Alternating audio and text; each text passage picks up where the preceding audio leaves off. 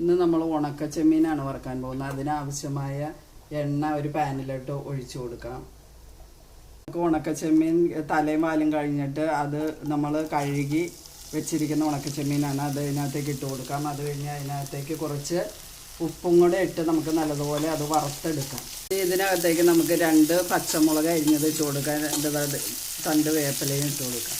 നമ്മുടെ ഉണക്കച്ചെമ്മീൻ ഇവിടെ നല്ലതുപോലെ വറുത്തിട്ടുണ്ട്. ഇനി ഇത് നമുക്ക് വേറൊരു പാത്രത്തിലേക്ക് കോരി മാറ്റാം. ഇതിലേക്ക് നമുക്ക് ഉള്ളി ചതച്ച് വെച്ചതുണ്ട്. അതും നമുക്ക് വേപ്പിലയും കൂടെ കൂടിയിട്ട് നല്ലതുപോലെ മുരിച്ചെടുക്കാം. നമ്മുടെ ഉള്ളി ഇവിടെ മുരിഞ്ഞ് വന്നിട്ടുണ്ട്. ഇതിന് നമുക്ക് ഇതിനകത്തേക്ക് മുളക് പൊടി ഇട്ട് കൊടുക്കാം. നമുക്ക് എന്തോരമാണോ എടുക്കണേ അതനുസരിച്ച് നമ്മൾ മുളക് പൊടി ഇട്ടാൽ മതി.